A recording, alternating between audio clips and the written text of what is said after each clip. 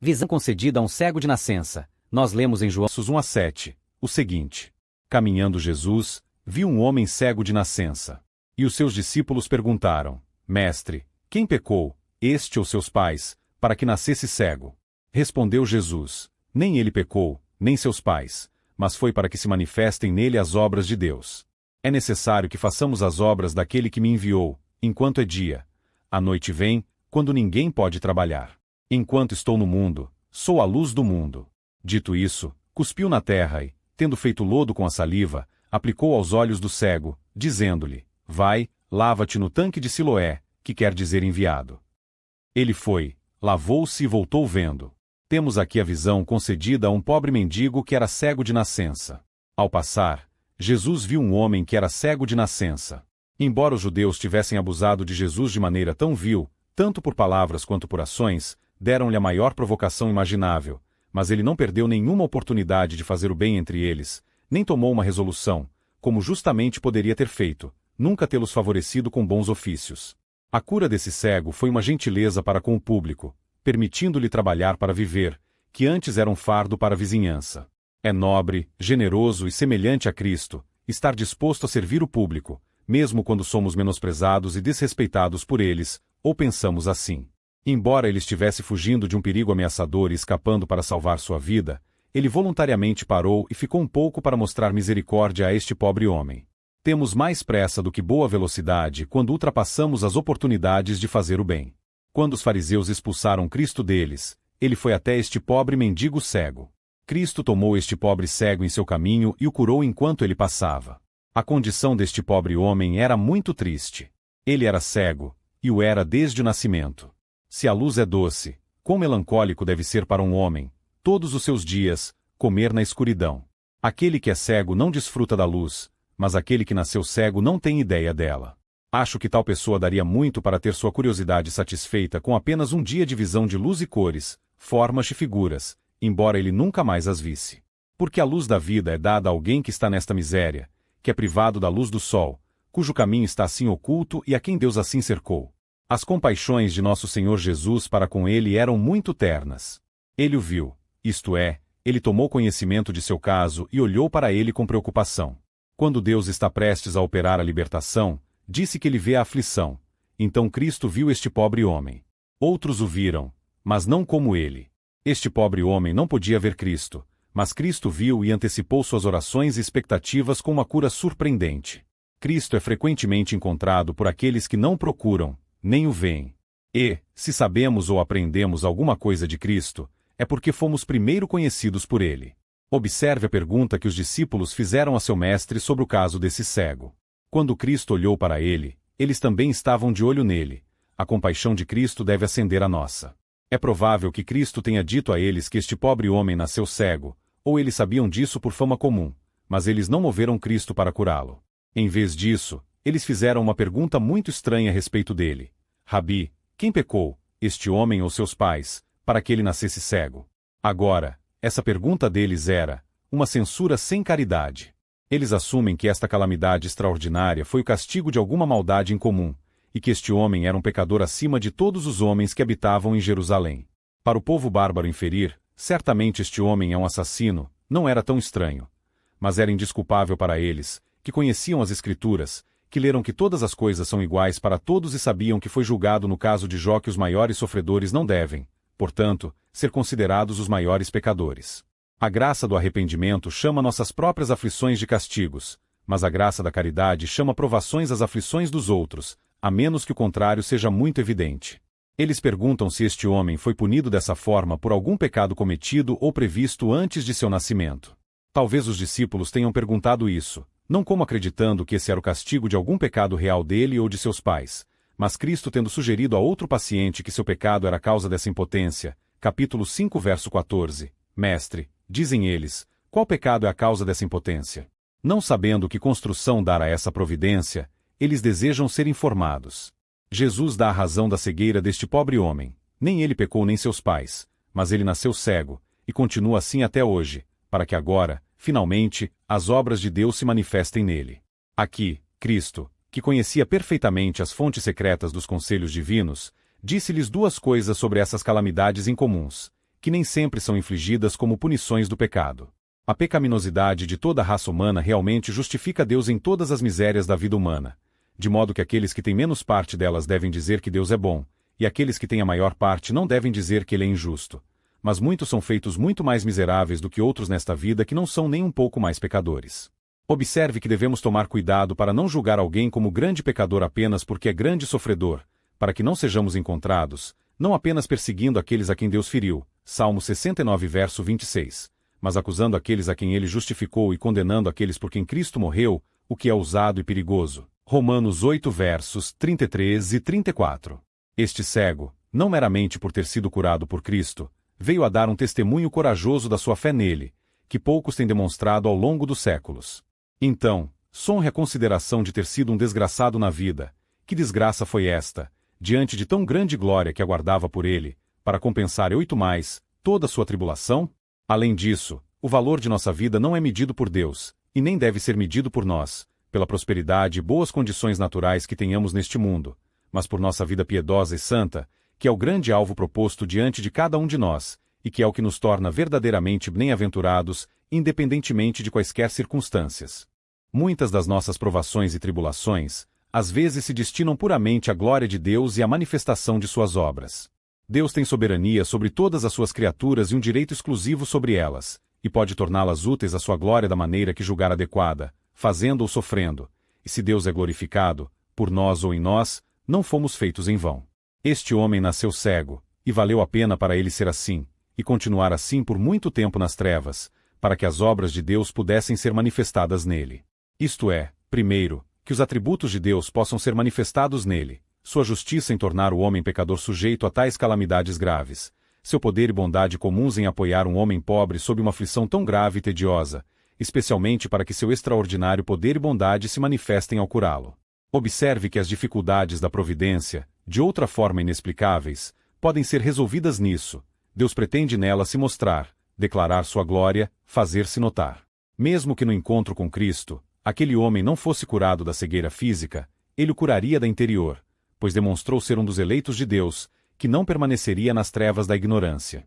Aqueles que não o consideram no curso normal das coisas às vezes ficam alarmados com coisas extraordinárias. Quão contente, então, um homem bom pode ser um perdedor em seus confortos, enquanto ele tem certeza de que, assim, Deus será de uma forma ou de outra um ganhador em sua glória divina, pois importa antes de tudo que Deus seja glorificado em e por nós. Em segundo lugar, para que os conselhos de Deus a respeito do Redentor possam ser manifestados nele. Ele nasceu cego para que nosso Senhor Jesus pudesse ter a honra de curá-lo, e assim, provar que foi enviado por Deus para ser a verdadeira luz para o mundo.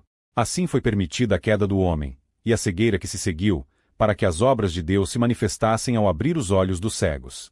Já fazia muito tempo desde que este homem nasceu cego, e ainda assim nunca apareceu até agora porque ele era assim.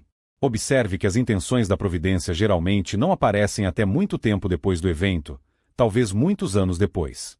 As sentenças no livro da providência às vezes são longas, e você deve ler muito antes de poder aprender o sentido delas. Jesus explicou por que curou o cego. Nos versos 4 e 5 de João 9, Jesus apresenta a razão de sua própria franqueza e prontidão para ajudá-lo e curá-lo. Não foi por ostentação, mas em cumprimento de seu compromisso. Devo fazer as obras daquele que me enviou, das quais esta é uma, enquanto é dia e horário de trabalho. A noite vem, o período daquele dia, quando nenhum homem pode trabalhar. Esta não é apenas uma razão pela qual Cristo foi constante em fazer o bem às almas e aos corpos dos homens, mas porque ele fez isso particularmente, embora fosse o dia de sábado, no qual obras necessárias poderiam ser feitas, e ele prova que isso é uma obra de necessidade. Foi a vontade de seu Pai. Devo realizar as obras daquele que me enviou. Observe, em primeiro lugar, que o Pai, quando enviou seu Filho ao mundo, deu-lhe um trabalho a fazer. Ele não veio ao mundo para tomar posse, mas para fazer negócios. A quem Deus envia, ele emprega, pois não envia ninguém para ficar ocioso. Em segundo lugar, as obras que Cristo tinha que fazer eram as obras daquele que o enviou, não apenas designadas por ele, mas feitas por ele. Ele era um cooperador de Deus Pai. Em terceiro lugar, ele teve o prazer de colocar-se sob as mais fortes obrigações de fazer o negócio para o qual foi enviado. Devo trabalhar. Ele envolveu seu coração na aliança da redenção e aproximar-se de Deus como mediador. Estaremos dispostos a ser soltos, quando Cristo estava disposto a ser amarrado? Em quarto lugar, Cristo, tendo-se colocado sob a obrigação de fazer o seu trabalho, despendeu-se com máximo vigor e diligência em seu trabalho. Ele trabalhou nas obras que tinha que fazer, e fez do que era da sua conta um negócio. Não basta olhar para o nosso trabalho e falar sobre ele, mas devemos realizá-lo. Agora era sua oportunidade. Devo trabalhar enquanto é dia, enquanto dura o tempo designado para trabalhar e enquanto dura a luz que é dada para trabalhar. O próprio Cristo teve seu dia. Primeiro, todos os negócios do reino mediador deveriam ser feitos dentro dos limites do tempo e neste mundo, pois no fim do mundo, quando não houver mais tempo, o reino será entregue a Deus, o Pai, e o mistério de Deus será concluído. Em segundo lugar, todo o trabalho que ele tinha que fazer pessoalmente aqui na terra deveria ser feito antes de sua morte. O tempo de sua vida neste mundo é o dia aqui falado. Observe que o tempo de nossa vida é o nosso dia, no qual nos preocupa fazer o trabalho do dia. O dia é a estação apropriada para o trabalho. Durante o dia da vida devemos estar ocupados, não desperdiçar o dia, nem brincar à luz do dia. Haverá tempo suficiente para descansar quando o nosso dia terminar, pois é apenas um dia. O período de sua oportunidade estava próximo e, portanto, ele estaria ocupado. A noite vem quando nenhum homem pode trabalhar. Observe que a consideração de nossa morte se aproximando deve nos estimular a aproveitar todas as oportunidades da vida, tanto para fazer quanto para obter o bem. A noite vem, certamente virá, pode vir de repente, está chegando cada vez mais perto. Não podemos calcular a proximidade do nosso sol, ele pode se pôr ao meio-dia.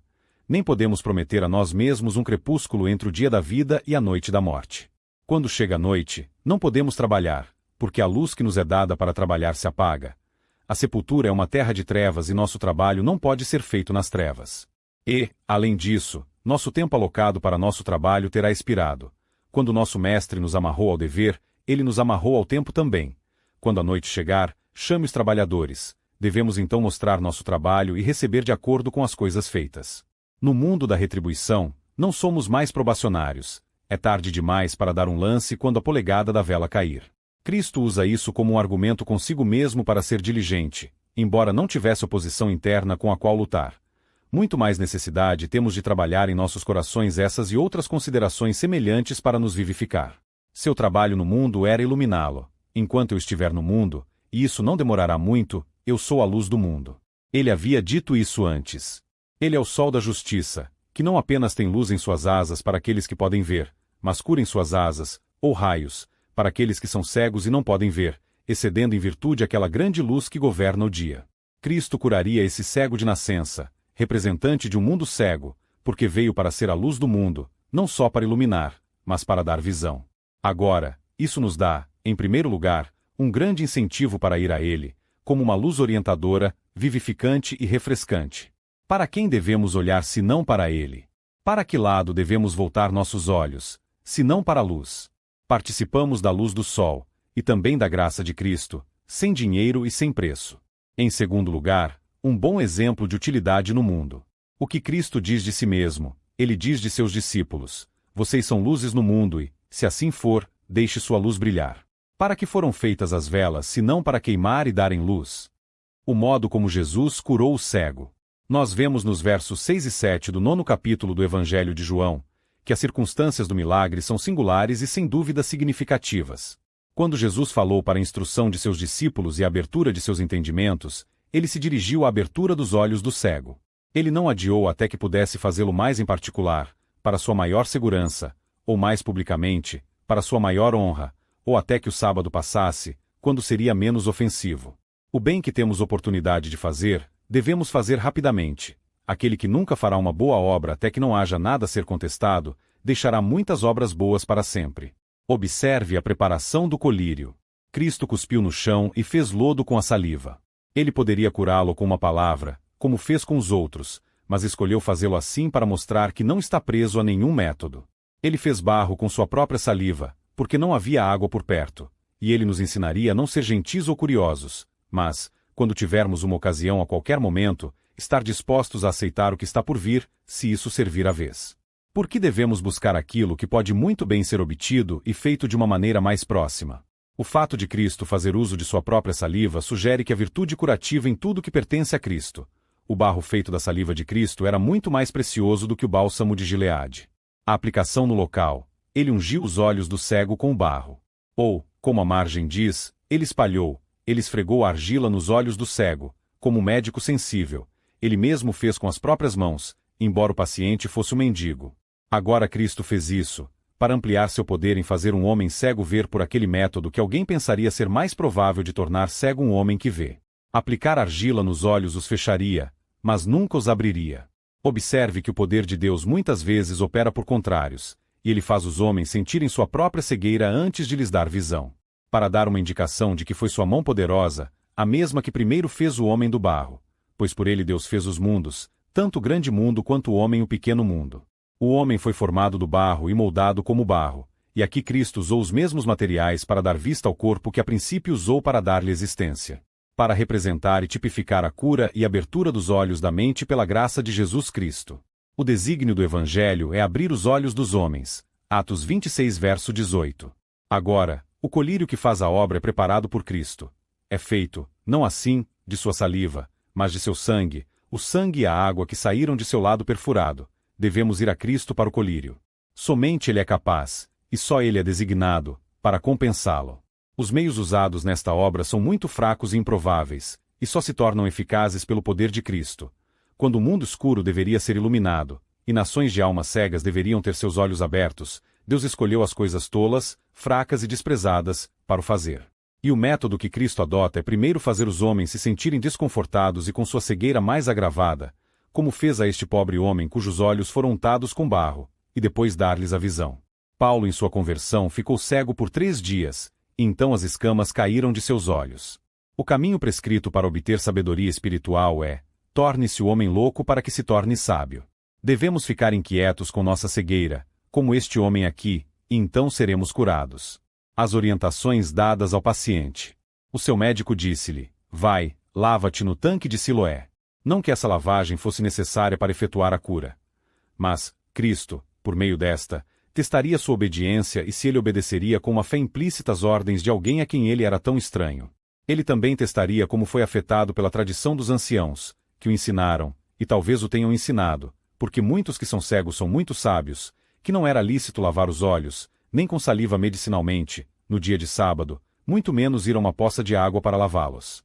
Ele representaria o método de cura espiritual, no qual, embora o efeito seja devido puramente ao seu poder e graça, há um dever a ser cumprido por nós. Vá, examine as Escrituras, participe do ministério, converse com os sábios. Isso é como se lavar no tanque de Siloé. Graças prometidas devem ser esperadas na forma de ordenanças instituídas. As águas do batismo eram para aqueles que haviam sido treinados nas trevas como o tanque de Siloé, no qual eles poderiam não apenas se lavar e ficar limpos, mas também se lavar e ter os olhos abertos. Por isso se diz que aqueles que foram batizados são iluminados, e os antigos chamavam o batismo de iluminação. A obediência do paciente a estas instruções. Ele seguiu seu caminho, provavelmente conduzido por algum amigo ou outro, ou talvez ele conhecesse tão bem Jerusalém que pudesse encontrar o caminho sozinho. A natureza muitas vezes supra a falta de visão com uma sagacidade incomum, e lavou os olhos. Provavelmente os discípulos, ou alguns que estavam por perto, informaram-no de que aquele que o mandou fazer isso foi aquele Jesus de quem ele tanto tinha ouvido falar. Caso contrário, ele não teria ido, a seu pedido, naquilo que parecia tanto uma missão de tolo, na confiança do poder de Cristo. Bem como em obediência ao seu comando, ele foi e lavou-se. A cura efetuada, ele veio vendo. Quando a argila foi lavada de seus olhos, todos os outros impedimentos foram removidos com ela. Assim, quando as dores e lutas do novo nascimento terminam, e as dores e terrores da convicção passam, os laços do pecado voam com eles, e uma gloriosa luz e liberdade se sucedem. Veja aqui um exemplo do poder de Cristo. O que ele não pode fazer que não só poderia fazer isso, mas fazê-lo assim? Com um pouco de argila colocado em cada olho e lavado novamente, ele tratou imediatamente aquelas cataratas que o oculista mais habilidoso, com o melhor instrumento e a mão mais curiosa, não poderia remover naquela época.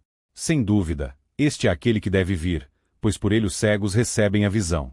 É um exemplo da virtude da fé e obediência. Este homem deixou Cristo fazer o que lhe agradou e fez o que ele o designou para fazer, e assim foi curado. Aqueles que seriam curados por Cristo devem ser governados por ele. Ele voltou do tanque para seus vizinhos e conhecidos, imaginando e admirando. Ele veio vendo. Isso representa o benefício que as almas graciosas encontram ao atender às ordenanças instituídas, de acordo com a designação de Cristo. Eles foram fracos ao tanque de Siloé e voltaram fortalecidos. foram lamentando e voltaram regozijando-se, foram tremendo e saíram triunfantes, ficaram cegos e voltaram vendo, voltaram cantando. Isaías 52 verso 8.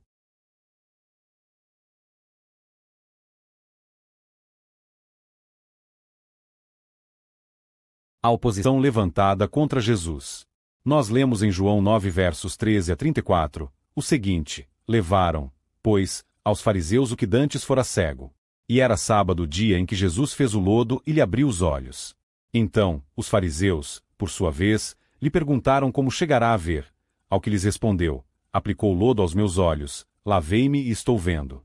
Por isso, alguns dos fariseus diziam: esse homem não é de Deus, porque não guarda o sábado. Diziam outros: como pode um homem pecador fazer tamanhos sinais? E houve dissensão entre eles. De novo, perguntaram ao cego: que dizes tu a respeito dele, visto que te abriu os olhos? Que é profeta, respondeu ele. Não acreditaram os judeus que ele fora cego e que agora via, enquanto não lhe chamaram os pais e os interrogaram: é este o vosso filho, de quem dizeis que nasceu cego? Como, pois, vê agora? Então, os pais responderam: sabemos que este é nosso filho e que nasceu cego, mas não sabemos como vê agora, ou quem lhe abriu os olhos também não sabemos. Perguntai a ele: idade tem? Falará de si mesmo. Isto disseram seus pais porque estavam com medo dos judeus, pois estes já haviam assentado que, se alguém confessasse ser Jesus o Cristo, fosse expulso da sinagoga.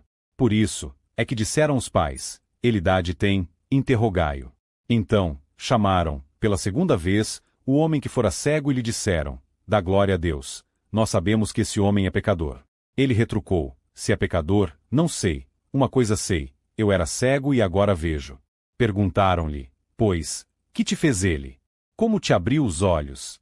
Ele lhes respondeu: já vô-lo disse, e não atendestes, por que quereis ouvir outra vez? Porventura, quereis vós também tornar-vos seus discípulos?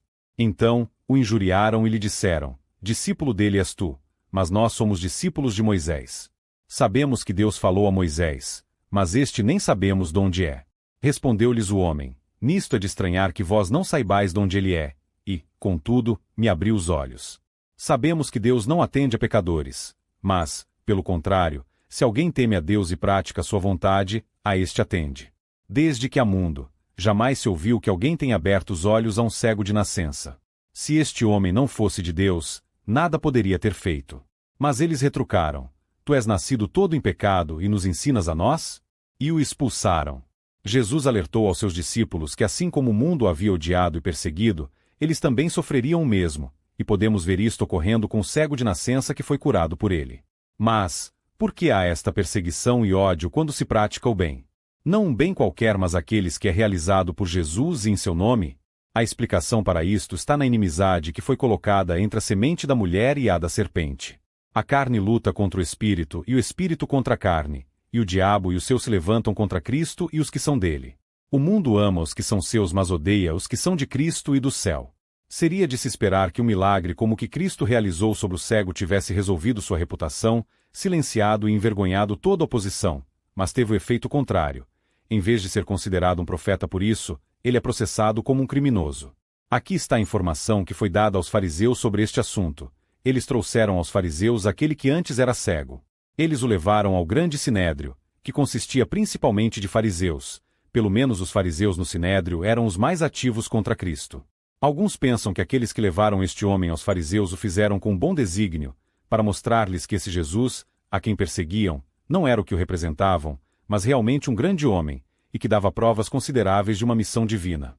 O que nos convenceu da verdade e excelência da religião, e removeu nossos preconceitos contra ela, devemos estar à frente, quando tivermos oportunidade, de oferecer a outros por sua convicção. Deveria parecer, ao contrário, que eles fizeram isso com um desígnio doentio, para exasperar ainda mais os fariseus contra Cristo, e não havia necessidade disso, pois eles eram suficientemente amargos consigo mesmos. Eles o trouxeram com uma sugestão como a do capítulo 11 versos 47 e 48. Se o deixarmos assim, todos os homens acreditarão nele. Observe que aqueles governantes que têm um espírito perseguidor nunca desejarão maus instrumentos sobre eles, que irão soprar as brasas e torná-los piores. O terreno pretendido para esta informação e acordada a ela. Aquilo que é bom nunca foi difamado senão sob a imputação de algo mau. E o crime objetado aqui foi que era sábado quando Jesus fez o barro e abriu seus olhos. A profanação do dia de sábado é certamente perversa e dá ao homem um caráter muito ruim, mas as tradições dos judeus fizeram disso uma violação da lei do sábado, que estava longe de ser assim.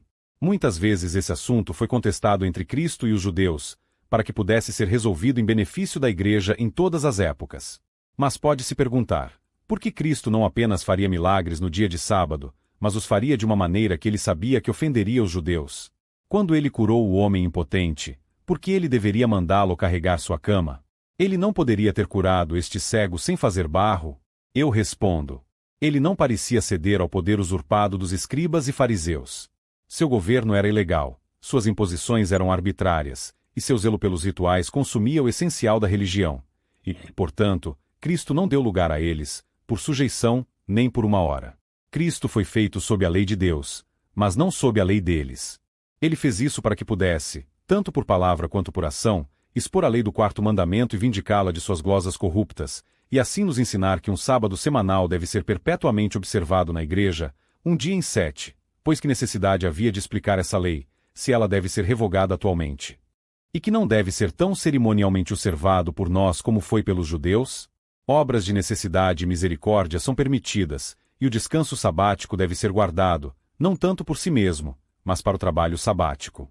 Cristo escolheu realizar suas curas no dia de sábado para dignificar e santificar o dia, e para intimar que as curas espirituais deveriam ser realizadas principalmente no dia de sábado cristão. Quantos olhos cegos foram abertos pela pregação do Evangelho, aquele bendito colírio, no dia do Senhor? Quantas almas impotentes curadas naquele dia? O julgamento e exame deste assunto pelos fariseus. Tanta paixão, preconceito e mau humor, e tão pouca razão, aparecem aqui, que o discurso não passa de perguntas cruzadas. Alguém poderia pensar que, quando um homem nessas circunstâncias foi trazido diante deles, eles teriam ficado tão absortos em admirar o milagre e parabenizar a felicidade do pobre homem, que não poderiam ter ficado irritados com ele. Mas sua inimizade para com Cristo os despojou de todo tipo de humanidade e divindade também. Vejamos como eles provocaram esse homem. Eles o interrogaram sobre a própria cura. Eles duvidaram que ele realmente tivesse nascido cego e exigiram provas daquilo que até os promotores haviam reconhecido. Eles não acreditaram, isto é, não acreditariam, que ele nascerá cego. Homens que procuram uma ocasião para discutir com as verdades mais claras podem encontrá-la se quiserem, e aqueles que resolvem se apegar ao engano nunca vão querer uma alça para segurá-lo. Esta não foi uma cautela prudente, mas uma infidelidade preconceituosa. No entanto, foi um bom caminho que tomaram para esclarecer isso. Chamaram os pais do homem que havia recebido a visão. Isso eles fizeram na esperança de refutar o milagre.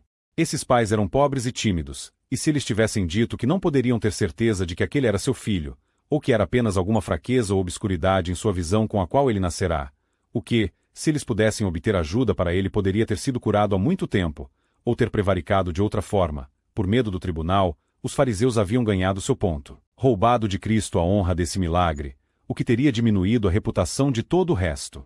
Mas Deus ordenou e anulou esse conselho deles, que se tornou a prova mais eficaz do milagre e os deixou sob a necessidade de serem convencidos ou confundidos. Perguntaram-lhes de maneira imperiosa e ameaçadora: Este é o seu filho? Você ousa jurar?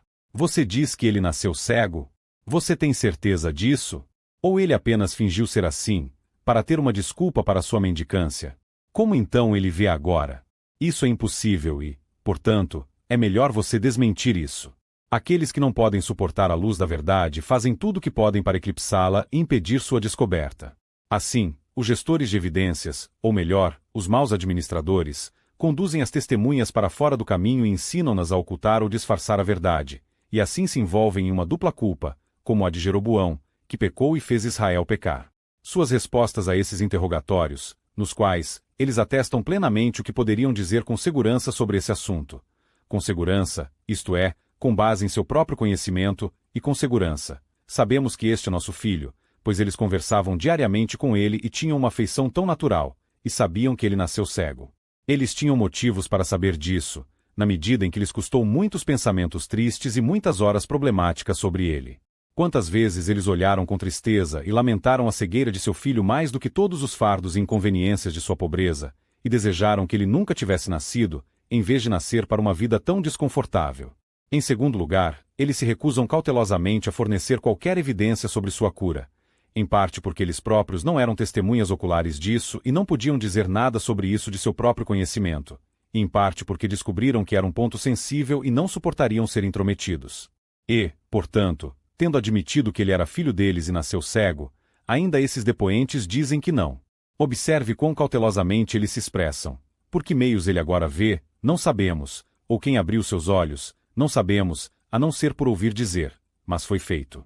Veja como a sabedoria deste mundo ensina os homens a aparar o assunto em momentos críticos. Cristo foi acusado de violador do sábado e de impostor. Agora, esses pais do homem cego, embora não fossem testemunhas oculares da cura, ainda assim estavam totalmente seguros disso e obrigados em gratidão por terem dado seu testemunho para a honra do Senhor Jesus, que havia feito a seu filho assim grande bondade. Mas eles não tiveram coragem de fazê-lo. E então pensaram que poderia servir para espiar o fato de não terem aparecido em favor dele, que não disseram nada em seu prejuízo, considerando que, no dia do julgamento, aquele que aparentemente não é por Cristo é justamente considerado como realmente contra ele. Lucas 11 verso 23, Marcos 8 verso 38. Para que não sejam mais instados neste assunto, eles se referem a si mesmos e ao tribunal a ele. Ele é maior de idade, pergunte a ele. Seus pais lhes entregaram a ele apenas para se salvar de problemas e expô-lo, considerando que aqueles que tinham tanto interesse em suas misericórdias tinham motivos para embarcar com ele em seus perigos pela honra daquele Jesus que havia feito tanto por eles. Veja a razão pela qual eles eram tão cautelosos, porque eles temiam os judeus. Mas o cristianismo ensina outra lição, 1 Coríntios 10. 24, Ester 8. 6. Aqui está. A última lei que o Sinédrio havia feito. Foi acordado e decretado por sua autoridade que, se qualquer homem dentro de sua jurisdição confessasse que Jesus era o Cristo, ele deveria ser expulso da sinagoga, por duas razões. Primeiro, porque seus preceitos eram todos tão contrários aos seus preceitos tradicionais. A adoração espiritual que ele prescreveu derrubou suas formalidades. Nem nada destruiu com mais eficácia sua singularidade e estreiteza de espírito do que a caridade universal que ele ensinou. Humildade e mortificação, arrependimento e abnegação eram lições novas para eles e soavam ásperas e estranhas em seus ouvidos.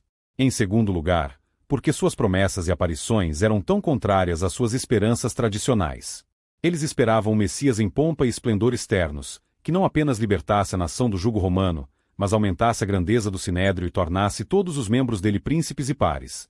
E agora ouvir falar de um Messias cujo exterior todas as circunstâncias eram mesquinhas e pobres, cuja primeira aparição e residência principal foi na Galiléia, uma província desprezada, que nunca os cortejou, nem buscou seu favor, cujos seguidores não eram espadachins nem homens de beca, nem homens de honra, mas pescadores desprezíveis, que propuseram e prometeu nenhuma redenção senão do pecado, nenhuma consolação de Israel senão o que é espiritual e divino, e ao mesmo tempo ordenou a seus seguidores que esperassem a cruz e contassem com a perseguição esmagadora.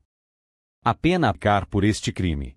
Se alguém se considera discípulo de Jesus, deve ser considerado e tomado como um apóstata da fé da Igreja judaica, e um rebelde traidor contra o governo dela, e deve, portanto, ser expulso da sinagoga, como um que se tornou indigno das honras e incapaz dos privilégios de sua igreja. Ele deveria ser excomungado e expulso da comunidade de Israel. Tampouco era apenas uma censura eclesiástica, que um homem que não tinha consciência de sua autoridade poderia desprezar, mas era, de fato, um fora da lei, que excluía um homem do comércio civil e o privava de sua liberdade e propriedade. Note, primeiro, a santa religião de Cristo, desde o seu surgimento, foi combatida por leis penais feitas contra os que a praticam. Como se a consciência dos homens a abraçasse naturalmente, essa força antinatural foi colocada sobre eles. Em segundo lugar, a artilharia da Igreja, quando o comando dela caiu em mãos doentes, muitas vezes se voltou contra si mesma, e as censuras eclesiásticas foram feitas para servir a um interesse secular carnal. Não é novidade ver expulsos da sinagoga aqueles que eram os maiores ornamentos e bênçãos dela, e ouvir aqueles que os expulsaram dizer, o Senhor seja glorificado, Isaías 66 verso 5. Agora, deste decreto é dito, que os judeus concordaram ou conspiraram nisto. Sua consulta e comunhão aqui foram uma conspiração perfeita contra a coroa e a dignidade do Redentor, contra o Senhor e seu ungido, que eles já haviam concordado. Embora ele tivesse apenas alguns meses em qualquer caráter público entre eles, e, alguém poderia pensar, em tão pouco tempo não poderia tê-los deixado com ciúmes dele, ainda tão cedo eles estavam cientes de seu crescente interesse, e já concordaram em fazer o possível para reprimi-lo. Ele havia escapado recentemente do templo e, quando eles se viram frustrados em suas tentativas de prendê-lo, eles imediatamente seguiram esse caminho, para torná-lo penal para qualquer pessoa que o acolhesse. Assim unânimes e expeditos são os inimigos da igreja e seus conselhos, mas aquele que está sentado no céu ri e zomba deles, e nós também. A influência que esta lei teve sobre os pais do cego. Eles se recusaram a dizer qualquer coisa sobre Cristo, e passaram para o filho, porque temiam os judeus. Cristo havia incorrido nas carrancas do governo por fazer uma gentileza a seu filho, mas eles não incorreriam em fazer-lhe qualquer honra. Observe que o medo do homem traz uma armadilha e muitas vezes faz as pessoas negarem e repudiarem a Cristo, suas verdades e caminhos, e agirem contra suas consciências. Bem, os pais se desvencilharam e foram dispensados de qualquer outro atendimento. Vamos agora prosseguir com o exame do próprio homem. A dúvida dos fariseus, se ele nasceu cego, foi posta em dúvida por eles, e, portanto, eles perguntaram a ele sobre o modo de cura e fizeram suas observações sobre isso. A mesma pergunta que seus vizinhos fizeram a ele agora, novamente os fariseus perguntaram a ele, como ele havia recuperado a visão. Isso eles perguntaram não com nenhum desejo sincero de descobrir a verdade, rastreando o relatório até o original, mas com desejo de encontrar uma ocasião contra Cristo. Pois, se o homem relatasse o assunto completamente, eles provariam que Cristo violava o sábado. Se ele mudasse de sua história anterior, eles teriam alguma cor para suspeitar que o todo fosse um conluio. A mesma resposta, com efeito, que ele havia dado antes a seus vizinhos, ele aqui repete aos fariseus: ele colocou lodo sobre meus olhos, lavei-me e vejo. Ele não fala aqui da fabricação do barro, pois de fato ele não o tinha visto feito. Essa circunstância não era essencial e poderia dar mais ocasião aos fariseus contra ele, portanto, ele a renuncia. No relato anterior, ele disse: lavei-me e recebi a visão. Mas, para que não pensem que foi apenas um vislumbre do presente, que uma imaginação acalorada pode imaginar ter, ele agora diz: eu vejo, é uma cura completa e duradoura.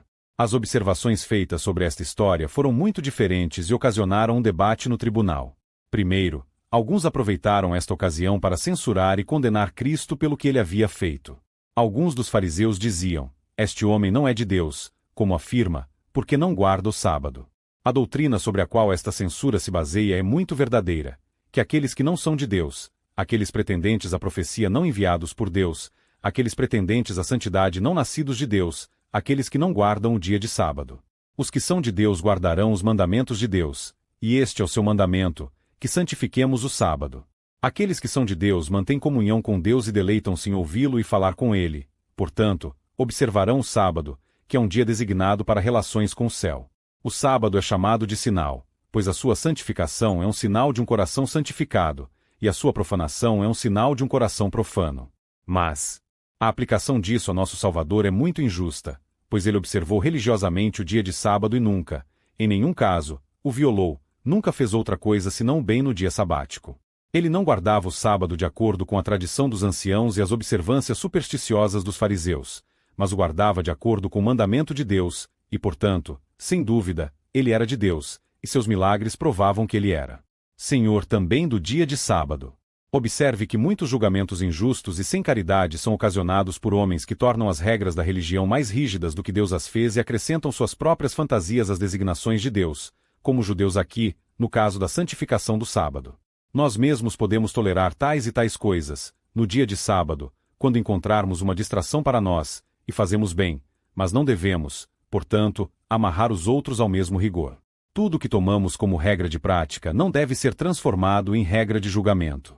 Em segundo lugar, outros falaram a seu favor e instaram com muita pertinência: como pode um homem pecador fazer tais milagres? Parece que mesmo neste conselho de ímpios havia alguns que eram capazes de pensar livremente e eram testemunhas de Cristo, mesmo no meio de seus inimigos. O fato era claro, que este era um verdadeiro milagre, quanto mais era pesquisado, mais era esclarecido, e isso trouxe à mente seus antigos trabalhos semelhantes, e deu ocasião para falar magnificamente deles. Toyalta semeia, tão grandes sinais, tantos, tão evidentes. E a inferência disso é muito natural. Coisas como essas nunca poderiam ser feitas por um homem que é pecador, isto é, não por qualquer mero homem, em seu próprio nome e por seu próprio poder. Ou melhor, não por alguém que é um trapaceiro ou um impostor, nesse sentido, um pecador. Tal pessoa pode de fato mostrar alguns sinais e prodígios de mentira, mas não tais sinais e verdadeiros prodígios como Cristo operou. Como um homem poderia produzir tais credenciais divinas, se não tivesse uma comissão divina? Assim houve uma divisão entre eles, um cisma, assim é a palavra. Eles discordaram em suas opiniões, um debate caloroso surgiu e a casa se dividiu sobre isso. Assim, Deus derrota os conselhos de seus inimigos, dividindo-os, e por meio de testemunhos como esses dados contra a malícia dos perseguidores e os atritos com os quais eles se deparam, seus desígnios contra a igreja às vezes se tornam ineficazes e sempre indesculpáveis. Após sua investigação sobre a cura, devemos observar sua investigação sobre o autor da mesma. E aqui observe o que o homem disse dele, em resposta à pergunta deles. Eles perguntam a ele: o que dizes tu dele, visto que ele abriu os teus olhos? O que tu pensas dele fazendo isso? E que ideia tens daquele que fez isso? Se ele deve falar um pouco de Cristo, em resposta a isso, como ele poderia ser tentado a fazer, para agradá-los, agora que ele estava em suas mãos, como seus pais haviam feito, se ele dissesse: não sei o que dizer dele, ele pode ser um mágico, pelo que sei, ou algum charlatão, eles teriam triunfado nisso.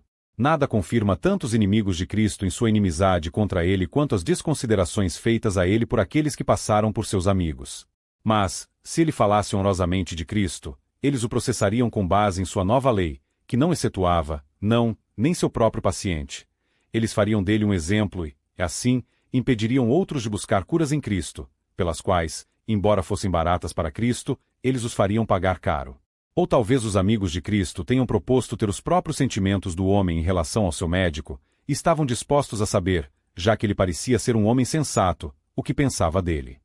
Observe que aqueles cujos olhos Cristo abriu sabem melhor o que dizer dele e têm grande razão, em todas as ocasiões, para dizer bem dele. O que pensamos nós de Cristo? A esta pergunta o pobre homem dá uma resposta curta, simples e direta. Ele é um profeta, ele é inspirado e enviado por Deus para pregar, operar milagres e entregar ao mundo uma mensagem divina. Não deveriam ter mais, pois sabiam que ainda viria aquele que selaria a visão e a profecia. Daniel 9 verso 24. Parece que este homem não tinha nenhum pensamento de que Cristo era o Messias, o grande profeta, mas um da mesma categoria com os outros profetas. A mulher de Samaria concluiu que ele era um profeta antes que ela tivesse qualquer pensamento de que ele era o Messias. Capítulo 4, 19. Então este cego pensou bem em Cristo de acordo com a luz que ele tinha, embora não pensasse bem nele. Mas, sendo fiel no que ele já havia alcançado, Deus revelou até isso a ele. Este pobre mendigo cego tinha um julgamento mais claro das coisas pertencentes ao reino de Deus, e viu mais longe as provas de uma missão divina do que os mestres em Israel, que assumiram autoridade para julgar os profetas. O que eles disseram dele, em resposta ao testemunho do homem. Tendo tentado em vão invalidar a evidência do fato, e descobrindo que de fato um milagre notável foi realizado, e eles não podiam negá-lo, eles renovam sua tentativa de zombar dele, desvendá-lo e fazer tudo o que podem para abalar a boa opinião que o homem tinha daquele que lhe abriu os olhos, e para convencê-lo de que Cristo era um homem mau. Louvai a Deus, sabemos que este homem é um pecador. Isso é entendido de duas maneiras. A título de conselho, ter o cuidado de atribuir o louvor de sua cura a um homem pecador, mas dar tudo a Deus, a quem era devido. Assim, sob a aparência de zelo pela honra de Deus, eles roubam a honra de Cristo, como fazem aqueles que não adoram a Cristo como Deus, sob o pretexto de zelo por esta grande verdade, que há apenas um Deus a ser adorado, considerando que está é sua vontade declarada, que todos os homens honrem o Filho assim como honram o Pai, e ao confessar que Cristo é o Senhor, damos glória a Deus Pai. Quando Deus faz uso de homens que são pecadores como instrumentos de bem para nós, devemos dar glória a Deus, pois toda criatura é para nós aquilo que Ele faz ser, e ainda assim a gratidão devida aos instrumentos. Foi uma boa palavra, deu louvor a Deus, mas aqui foi mal usado, e parece haver mais nisso. Este homem é um pecador, um homem mau e, portanto, louve ainda mais a Deus, que poderia trabalhar por tal instrumento. A título de adjuração, então alguns aceitam. Nós sabemos, embora você não saiba, que recentemente veio, por assim dizer, a um novo mundo, que este homem é um pecador, um grande impostor e engana o país. Disso temos certeza, portanto, louve a Deus, como Josué disse a Cã, fazendo uma confissão ingênua da fraude e concluiu que estamos confiantes de que existe neste assunto. Em nome de Deus, homem, diga a verdade. Assim, o nome de Deus é abusado nas inquisições papais, ex officio, eles extorquem acusações de si mesmos dos inocentes e de outros dos ignorantes. Veja como eles falam do Senhor Jesus. Nós sabemos que este homem é um pecador, um homem de pecado. No qual podemos observar, primeiro, sua insolência e orgulho. Eles não teriam pensado, quando perguntaram ao homem o que ele pensava dele, que precisavam de informações. Não, eles sabem muito bem que ele é um pecador e ninguém pode convencê-los do contrário. Ele os havia desafiado face a face para convencê-lo do pecado e eles não tinham nada a dizer.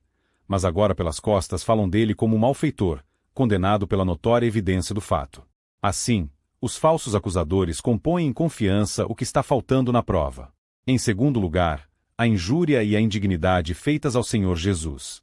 Quando se tornou homem, tomou sobre si a forma não só de servo, mas de pecador, e passou por pecador em comum com o resto da humanidade. Não, ele foi representado como um pecador de primeira grandeza, um pecador acima de todos os homens, e, sendo feito pecado por nós, desprezou até esta vergonha. O debate que surgiu entre os fariseus e este pobre homem a respeito de Cristo. Eles dizem, ele é um pecador. Ele diz, ele é um profeta. Como é um encorajamento para aqueles que estão preocupados com a causa de Cristo esperar que ela nunca se perca por falta de testemunhas, quando eles encontram um pobre mendigo cego pego no caminho e feito uma testemunha de Cristo, para os rostos de seus inimigos mais insolentes. Portanto, é um encorajamento para aqueles que são chamados a testemunhar por Cristo descobrir com que prudência e coragem esse homem administrou sua defesa, de acordo com a promessa, na mesma hora será dado a você o que você deve falar. Embora nunca tivesse visto Jesus, ele havia sentido sua graça. Agora, na negociação entre os fariseus e este pobre homem, podemos observar 3 passos. Ele se apega a certa questão de fato cuja evidência eles se esforçam para abalar. Aquilo que é duvidoso é melhor resolvido no que é claro e, portanto, ele adere ao que pelo menos para si mesmo, e para sua própria satisfação, era disputa passada. Se ele é um pecador ou não, eu não sei, não vou agora discutir, nem preciso, o assunto é claro e, embora eu devesse manter minha paz, falaria por si mesmo. Ou, como poderia ser melhor traduzido, se ele é um pecador, não sei, não vejo razão para dizer isso, mas o contrário. Pois uma coisa eu sei e posso ter mais certeza do que você pode ser daquilo em que você está tão confiante, que enquanto eu era cego, agora vejo, e, portanto, não deve apenas dizer que ele tem sido um bom amigo para mim, mas que ele é um profeta. Eu sou capaz e obrigado a falar bem dele. Agora, aqui, Primeiro, ele reprova tacitamente a grande segurança que eles deram ao bendito Jesus. Você diz que sabe que ele é um pecador. Eu, que o conheço tão bem quanto você, não posso dar tal caráter. Em segundo lugar, ele corajosamente confia em sua própria experiência do poder e da bondade do Santo Jesus e resolve cumpri-lo. Não há disputa contra a experiência, nem argumentando um homem fora de seus sentidos. Aqui está alguém que é propriamente uma testemunha ocular do poder e da graça de Cristo, embora ele nunca o tivesse visto. Observe que, como as misericórdias de Cristo são mais valorizadas por aqueles que sentiram a falta delas, que foram cegos e agora veem, as afeições mais poderosas e duradouras para Cristo são aquelas que surgem de um conhecimento experimental dele. 1 João 1, verso 1, Atos 4, verso 20. O pobre homem não dá aqui um bom relato do método de cura, nem pretende descrevê-lo filosoficamente, mas em resumo, eu era cego, agora vejo. Assim, na obra da graça na alma, embora não possamos dizer quando e como, por quais instrumentos e por quais passos e avanços, a bendita mudança foi operada, ainda assim podemos nos consolar se pudermos dizer, por meio da graça, antes que eu era cego, agora vejo. Eu vivia uma vida carnal, mundana e sensual, mas, graças a Deus, agora é diferente comigo. Efésios 5, verso 8. Eles se esforçam para confundir e abafar a evidência por uma repetição desnecessária de suas investigações sobre ela. O que ele te fez? Como ele abriu seus olhos? Eles fizeram as seguintes perguntas. Primeiro, porque queriam algo a dizer e preferiam falar impertinentemente do que parecer ser silenciados. Assim, os disputantes ansiosos, que decidem ter a última palavra, por meio de tais repetições vãs, para evitar a vergonha de serem silenciados, tornam-se responsáveis por muitas palavras ociosas. Em segundo lugar, porque eles esperavam, ao colocar o homem repetindo sua evidência, pegá-lo tropeçando nela, ou vacilando, e então eles pensariam que ganharam um bom ponto. Ele os repreende por sua obstinada infidelidade e preconceitos invencíveis, e eles o insultam como um discípulo de Jesus, onde o homem é mais ousado com eles e eles são mais severos com ele do que antes. O homem os repreende corajosamente com sua oposição voluntária e irracional à evidência desse milagre. Ele não quis gratificá-los com uma repetição da história, mas corajosamente respondeu, eu já disse a vocês, e vocês não ouviram, por que ouviriam de novo? Vocês também seriam seus discípulos. Alguns pensam que ele falou seriamente e realmente esperava que eles fossem convencidos. Ele tinha muitos discípulos, eu serei um, você também entrará no meio deles. Alguns jovens cristãos zelosos veem tantas razões para a religião que estão prontos para pensar que todos estarão em sua mente no momento. Mas parece ser dito ironicamente, serei seus discípulos? Não, eu sei que você abomina pensar nisso. Por quê, então, você deseja ouvir aquilo que os tornará seus discípulos ou os deixará indesculpáveis, se não forem? Estes aqui fizeram, que foram justamente expostos por este pobre homem por negar a conclusão, quando não tinham nada a objetar contra qualquer uma das premissas. Em segundo lugar, eles perdem todo o benefício de instruções adicionais e meios de conhecimento e convicção. Aqueles a quem foi dito uma vez, e não quiseram ouvir, porque ele deveria ser contado a eles novamente. Em terceiro lugar, eles recebem a graça de Deus em vão. Isso implicava nisso: vocês serão seus discípulos? Não, vocês decidem que não serão. Por que então vocês ouviriam isso novamente, apenas para serem seus acusadores e perseguidores? Aqueles que não veem motivos para abraçar a Cristo e se unir a seus seguidores, ainda assim, alguém poderia pensar, deveriam ver motivos suficientes para não odiá-lo e persegui-lo e a eles. Por isso eles o desprezam e insultam. Quando eles não puderam resistir à sabedoria e ao espírito com que ele falava, eles se enfureceram e o repreenderam, começaram a xingá-lo e a provocá-lo. Veja o que as fiéis testemunhas de Cristo devem esperar dos adversários de sua verdade e causa. Deixe-os contar com todo tipo de mal a ser dito deles. O método comumente adotado pelo homem irracional é descobrir com injúria o que está faltando na verdade e na razão. Primeiro, eles zombaram desse homem por sua afeição a Cristo. Eles disseram: "Tu és seu discípulo", como se isso fosse reprovação suficiente, e eles não podiam dizer pior dele. Desprezamos ser seus discípulos e deixaremos essa preferência para você e canalhas como você é. Eles fazem o que podem para colocar a religião de Cristo em um nome ruim e representar a profissão dela como algo escandaloso e desprezível. Eles o insultaram. A Vulgata lê: "Malediscerum teum", eles o amaldiçoaram. E qual era a maldição deles? Foi isso: seja seu discípulo. Que tal maldição, diz Agostinho aqui, sempre caia sobre nós e sobre nossos filhos. Se tomarmos nossas medidas de crédito e desgraça do sentimento, ou melhor, dos clamores de um mundo cego e iludido, nos gloriaremos em nossa vergonha e nos envergonharemos de nossa glória. Eles não tinham razão para chamar este homem de discípulo de Cristo. Ele não tinha visto nem ouvido pregar. Apenas ele havia falado favoravelmente de uma bondade que Cristo lhe fizera, e isso eles não podiam suportar. Em segundo lugar, eles se gloriaram em sua relação com Moisés como seu mestre. Somos discípulos de Moisés e não precisamos nem desejamos nenhum outro mestre. Observe. Os professantes carnais de religião são muito propensos a confiar e se orgulhar das dignidades e privilégios de sua profissão, enquanto são estranhos aos princípios e poderes de sua religião. Esses fariseus já haviam se gabado de sua boa linhagem. Somos descendência de Abraão. Aqui eles se gabam de sua boa educação. Somos discípulos de Moisés, como se isso salvasse. É triste ver o quanto uma parte da religião se opõe, sob a aparência de zelo por outra parte. Havia uma harmonia perfeita entre Cristo e Moisés. Moisés preparou para Cristo, e Cristo aperfeiçoou Moisés, para que eles fossem discípulos de Moisés e se tornassem discípulos de Cristo também. E ainda assim eles os colocaram em oposição, nem poderiam ter perseguido a Cristo, senão sob o abrigo do nome abusado de Moisés.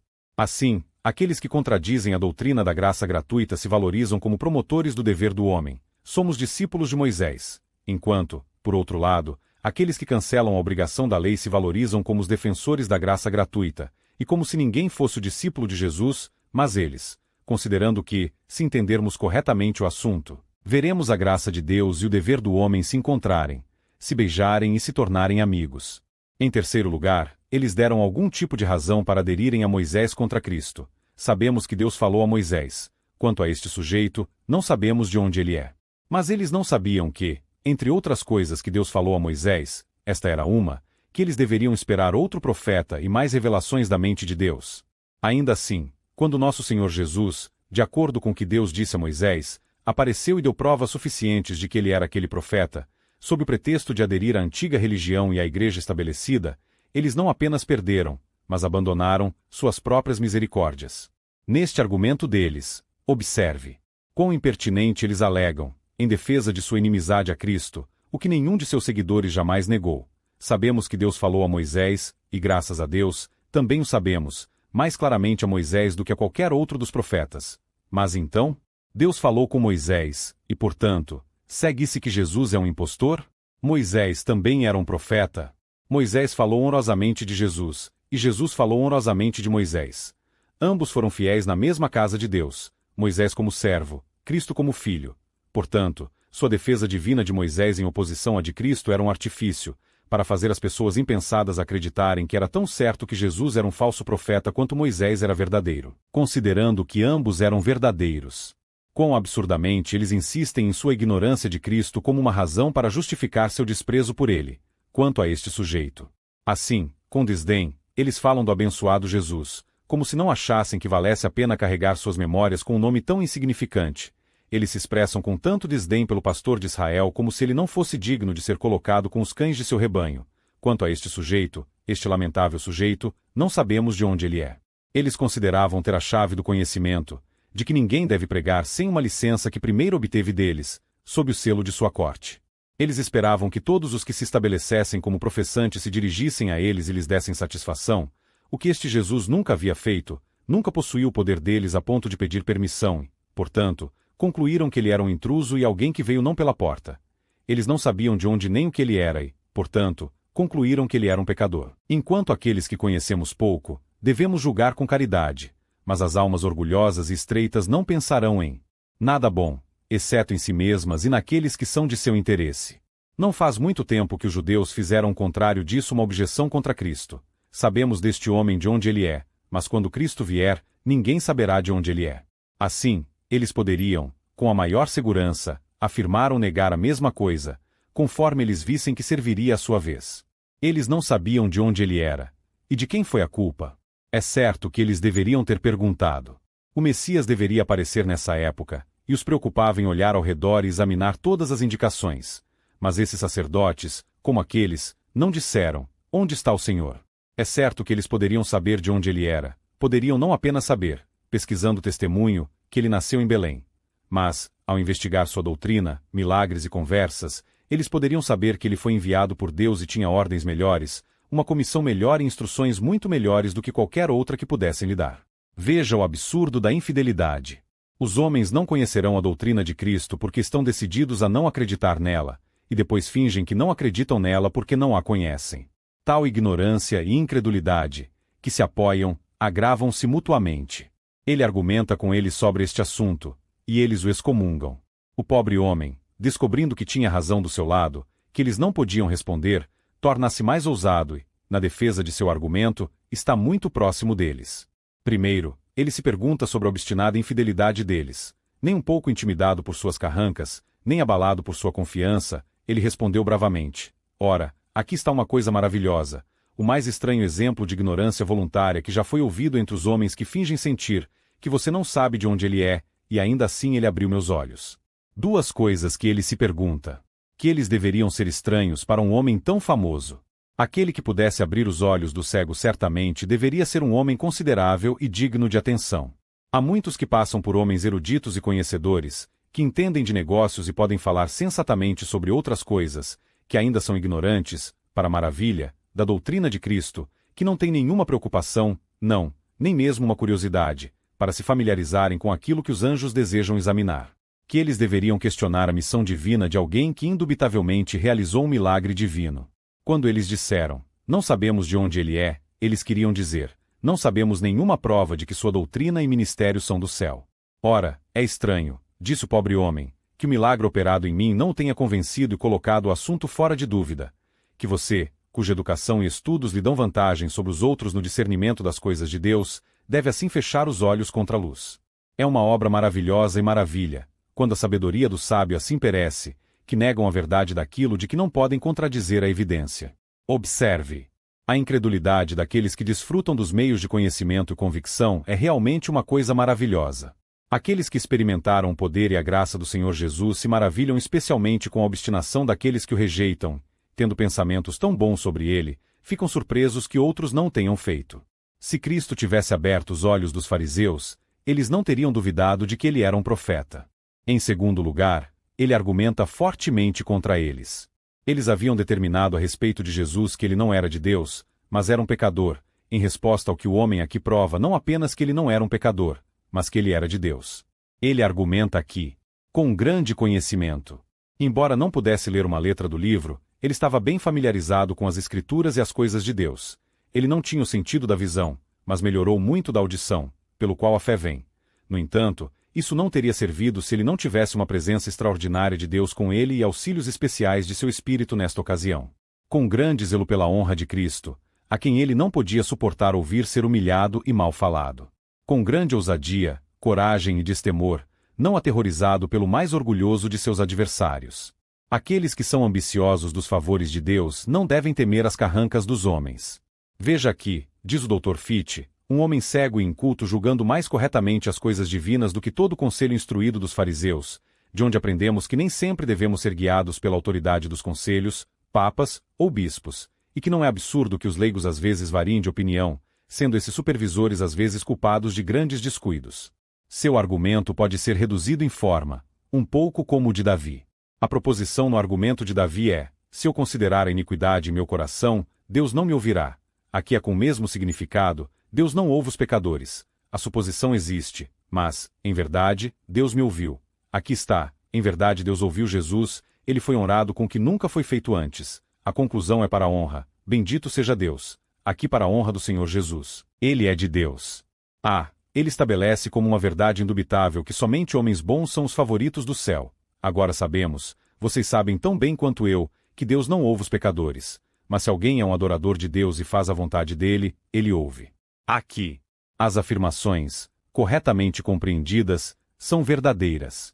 Primeiro, seja falado para o terror dos ímpios, Deus não ouve os pecadores, isto é, pecadores como os fariseus queriam dizer quando disseram de Cristo, ele é um pecador, aquele que, sob o abrigo do nome de Deus, promoveu o interesse do diabo.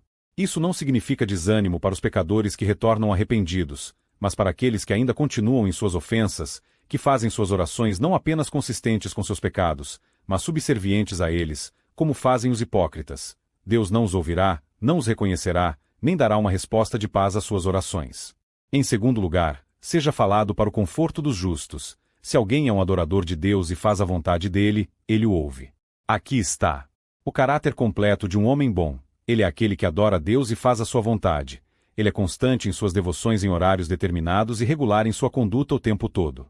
Ele é aquele que faz questão de glorificar seu Criador pela adoração solene de seu nome e uma obediência sincera à sua vontade e lei. Ambos devem andar juntos.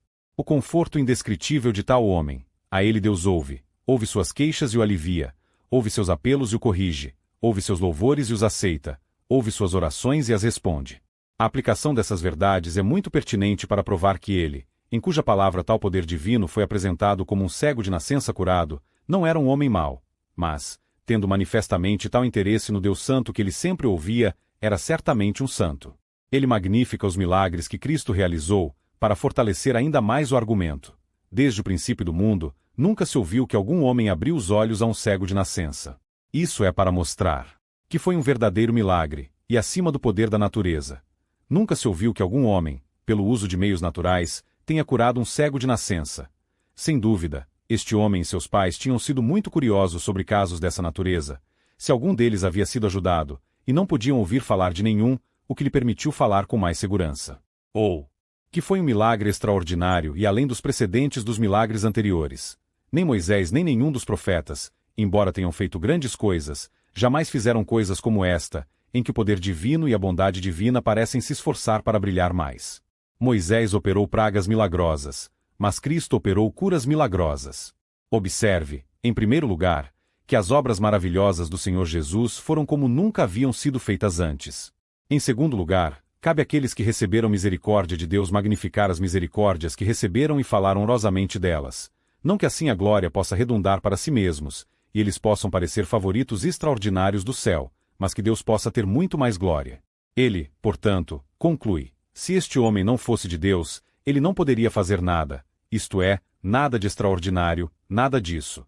E, portanto, sem dúvida, ele é de Deus, apesar de sua inconformidade com suas tradições no negócio do dia de sábado. Observe que o que Cristo fez na terra demonstrou suficientemente que ele estava no céu, pois, se ele não tivesse sido enviado por Deus, não poderia ter feito tais milagres. Os fariseus, achando-se incapazes de responder a seus raciocínios ou suportá-los, caíram sobre ele e, com muito orgulho e paixão, interromperam o discurso. Aqui nos é dito, primeiro, o que eles disseram. Não tendo nada para responder ao seu argumento, eles refletiram sobre sua pessoa. Você nasceu totalmente em pecado e nos ensina? Eles levam a mal o que tinham motivos para aceitar gentilmente e são feridos no coração com raiva por aquilo que deveria tê-los picado no coração com penitência. Observe como eles o desprezaram, e que censura severa eles passaram sobre ele. Tu não apenas nasceste em pecado, como todo homem é, mas totalmente assim, totalmente corrupto, e suportando contigo em teu corpo também. Tendo em tua alma as marcas daquela corrupção, tu eras alguém a quem a natureza estigmatizou. Se ele ainda continuasse cego, teria sido bárbaro censurá-lo com isso, e daí deduzir que ele estava mais profundamente contaminado pelo pecado do que outras pessoas. Mas era muito injusto notar isso agora que a cura não havia apenas afastado a reprovação de sua cegueira, mas o sinalizou como um favorito do céu. Alguns entendem assim: tu foste um mendigo comum, e muitas vezes são pecadores comuns, e tu tens, sem dúvida, sido tão mau quanto qualquer um deles, considerando que por seu discurso ele provou o contrário e demonstrou uma profunda tintura de piedade. Mas quando orgulhosos e imperiosos fariseus resolvem atropelar um homem, qualquer coisa servirá como pretensão aprender dele ou receber instruções dele. Tu nos ensinas. Uma poderosa ênfase deve ser colocada aqui sobre você e nós. O que você quer? Um sujeito tolo e lamentável, ignorante e analfabeto, que não viu a luz do sol um dia inteiro, um mendigo à beira do caminho, da própria escória e refúgio da cidade, você vai pretender nos ensinar, os que são os sábios da lei e os grandes da igreja, que se sentam na cadeira de Moisés e são mestres em Israel. Sábios, nem bons demais para aprender. Aqueles que têm muita riqueza teriam mais, e por que não aqueles que têm muito conhecimento? E aqueles devem ser valorizados por quem podemos melhorar em aprendizado. Que desculpa ruim foi essa para os fariseus, que seria uma depreciação para eles serem instruídos, informados e convencidos por um sujeito tão tolo como este.